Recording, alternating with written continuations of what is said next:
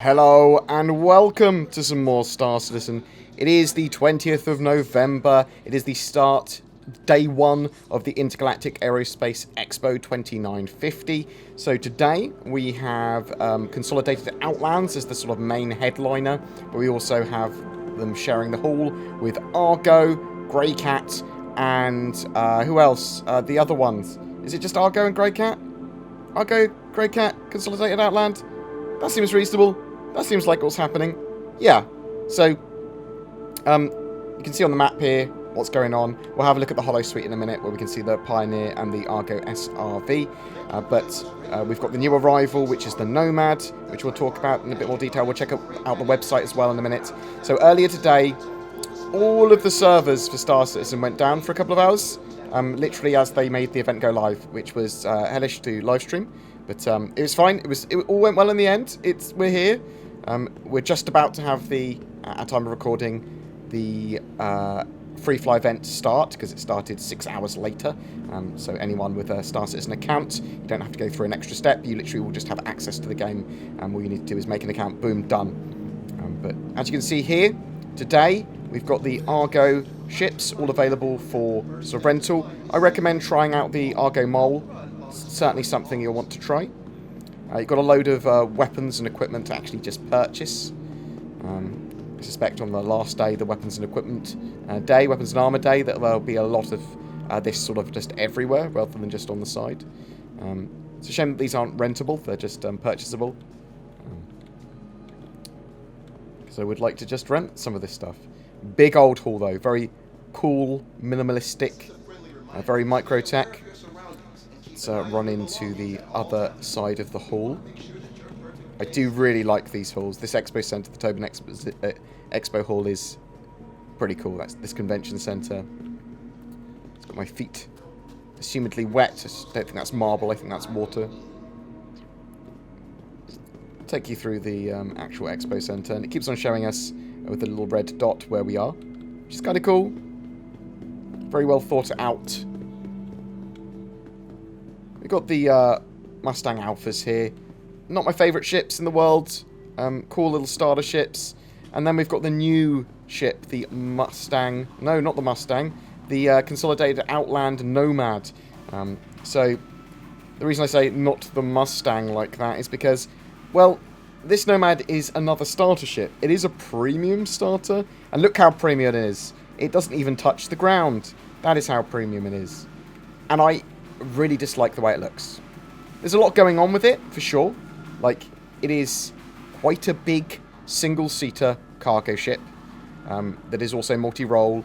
It's got 3 size 3 hardpoints for pew-pews, each with size 2 laser repeaters as standard. And it's got cargo that's exposed to space, which is a bit weird, for sure. Let's open up this side. So very Xi'an sort of orientated, the way that sort of like it's high tech. It floats on the ground with its gravlev, that sort of stuff. I assume it's supposed to be actual Xi'an tech involved in there. Let's get on board. So loads of internal space. We've got the cargo elevator, which will deploy. So literally it goes up and down, and then allows stuff to be put on it, and then goes back up. We've got access to the components. Or some of the components throughout the ship, and this is a theme. There's just loads and loads and loads of components which you can open up and expose. There is a little locker here to put your stuff. Boop. Let's close it up. You interact with the sort of like the doors with the little buttons above them, or in the centre of them in this case. So this is literally a toilet as well. No shower though. And then we've got door access buttons here. Boop. This leads on to a living area with bed and kitchenette and some pro sups in the ceiling. We've got a load of more access to components. Let's go into the actual... Is my character just twitching randomly? Just like the middle of a twitch. He's just randomly twitching, you know, as you do. So you can see the sort of cargo ramp at the back, and that lifts up and down.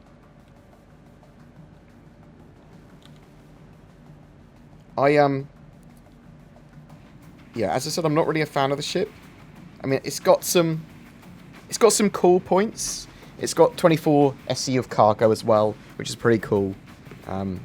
It's certainly more than just a starter ship.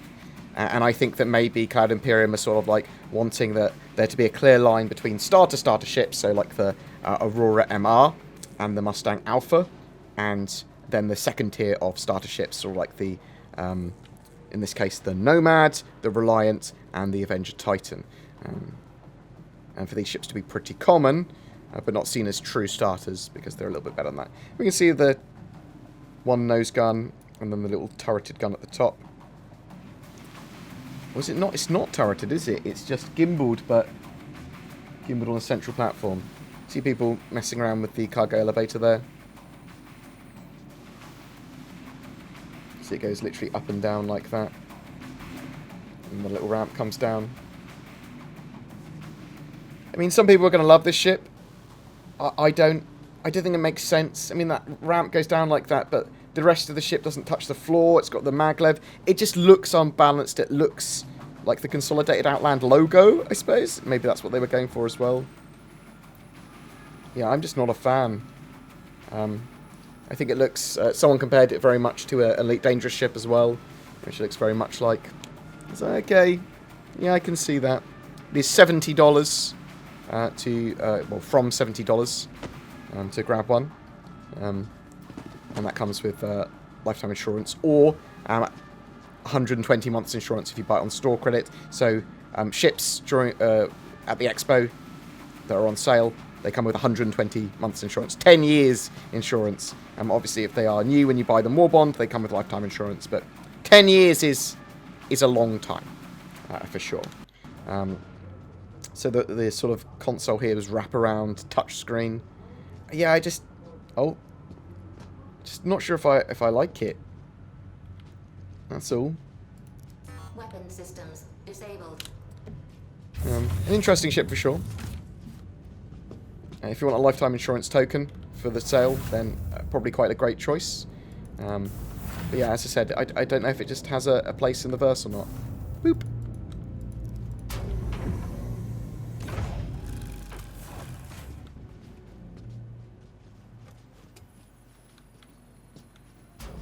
Right, so let's move back into the main hall, and then we'll look at the holodeck. So, if you want to get to the little holodecks and the lower floor, because there's some more stuff on the lower floors, you just want to go down the stairs in the central sort of like main little hall.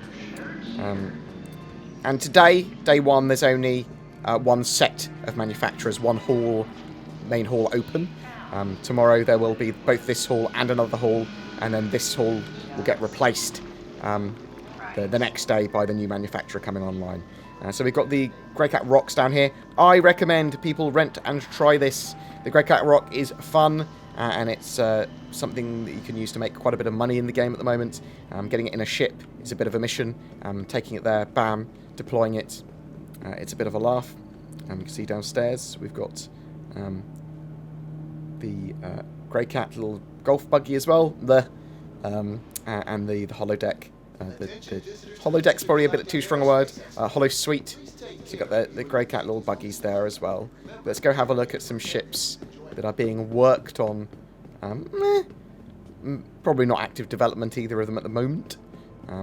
So we've got the Argo SRV, which is the tractor beam tow ship. So there's going to be a load of gameplay associated with these sort of tractor beams eventually. We know that they're working on tractor beams for the multi-tool for 3.12, so that's very small scale movement of objects. But this can use its very large sort of tractor beams for moving ships. So towing a damaged ship, getting a damaged ship out of atmosphere. Also, it can use its tractor beam to help miners and salvagers get salvage and mining nom-noms to them, that sort of stuff. So loads of utility associated with those sort of ships. Really, really looking forward to that. That's going to open up the world of Star Citizen quite a lot. I mean, it's all coming together is really what it's about, I suppose.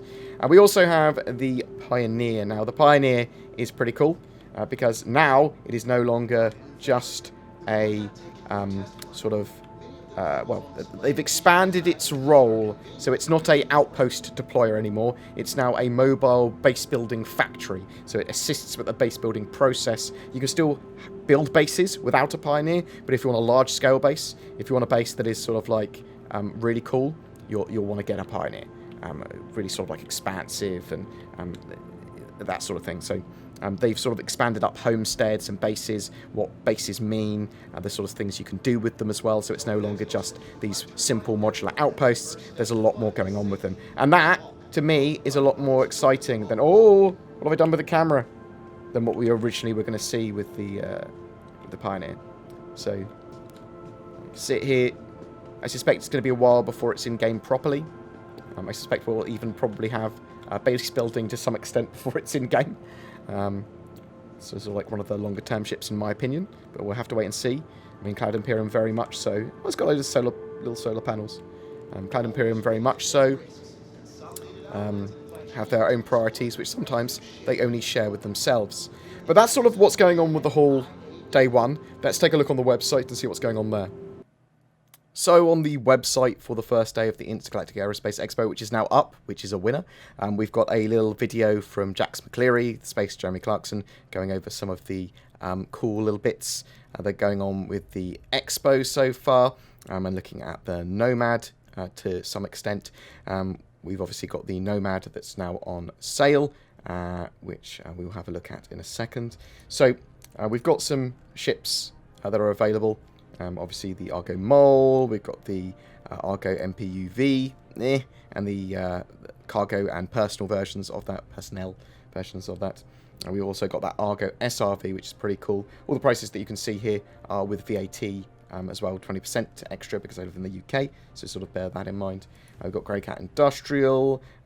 The Rock's pretty cool, but certainly one that I'd get in game because it'll probably be pretty cheap when the game's launched or whatever. That's sort of, the ground vehicles are pretty cheap in general. We also have Consolidated Outland, though. Now, with Consolidated Outland, we've got the Nomad from $70 War Bond, $80 not War Bond. It's also available as a game package from $80 as well. So bear that in mind. It might be a very good way of getting lifetime insurance with the game package. Got all the Mustangs as well, but I'm not that interested in. And as I said, all these ships come with at least 120 months, 10 years of insurance. And if they are a war bond and new, such as the Nomad, then they also come with lifetime insurance. And I'll say also instead come with lifetime insurance. Now, we've got the Pioneer. Pioneer is sold out on the first wave. So it's a concept ship, it's a limited ship, limited by hull, and these limited ships are sold in batches of however many they're sold. I think it was 250, 200, something like that for the Pioneer. I'm not 100% sure, but the next wave goes on sale at midnight UTC and then 8 AM UTC. So each of these ships is sold in 3 waves. When the sale goes live for each particular day where there's sort of limited ships at 4 PM UTC, then midnight UTC, and then the last wave at 8 AM UTC. And that's so that people around the world can all grab on if they want them. Now, the sale that most people are going to want to get involved with is tomorrow, the 21st. That's the Aegis and Javelin going on sale in 3 waves, starting from 4 PM UTC. So bear that in mind. There's not a huge amount going on today, but there will be this going on and the new manufacturer coming in as well. So some really cool stuff there. We do have paints available as well. I really like this, which I assume was originally called the Black Widow paint, but it's now called the Jackal paint for the Nomad. There's also a polar paint as well. So it makes the ship look a lot better in my opinion. However, not a fan. Not a fan of the Nomads. It's something I will probably say a lot, so apologies if it's a little annoying. We've got some merch as well. This is physical merch. Some horrible Christmas sweaters, as you would expect, as it's getting close to Christmas. I really want this pin set. I'll probably grab a pin set for myself. Ship ornaments are pretty cool as well. I've got one of these hats. I didn't really think it looked particularly cool. It's cool that the Pico Penguin plushies are back in stock as well, for sure. We will be taking a deeper look at the Nomad, flying it around, seeing what it can do, because it obviously floats and it's a bit weird, and maybe I'll learn to love it, but I doubt it. We'll take a look at that in a bit more detail tomorrow. I think everyone's been given a Nomads to use immediately now on their accounts, because it was difficult to be able to rent them because there was some bugs earlier. So either go rent one at the Intergalactic Aerospace Expo yourself, or you might have one available on your account just now to try out. But yeah, check that stuff out. Tell me what you think of the Intergalactic Aerospace Expo, or what you'd like to see in the comments below, and I will try and do it maybe. It was hellish today though. Literally the servers all imploded, and it was down for 2 hours, and hopefully with the sort of influx of players with the free fly event, that will actually go pretty good. But as I said, tell me what you think in the comments below. I'd love to hear from you. Each month we have a ship giveaway. For November, we are giving away a Mercury Star Runner again. This highly anticipated multi-role ship is great for small to medium-sized crews that want to do a bit of everything, whether that be cargo running, data running, missions, combat, smuggling, all that sort of jazz. All you've got to do to be in for a chance of winning one is comment on any of my videos made for November, including this one. More details down below. What am I shilling for today, I hear you ask? Do you hate it when people steal all of your money and your house over the internet? I know I do. NordVPN may have been invented by wizards to help protect your personal data from the prying eyes of the dark web, a sinister cabal of technomancers that grow in power the more they know about your browsing habits. The true story of NordVPN's origins are unknown and lost to the ages, and without using facts, no one really knows how it provides more accessibility to otherwise censored websites or a safer security experience for all that use it. All I know is that it does, and that when you sign up to it, the power level of my bank account grows, and I use it, and maybe you should too.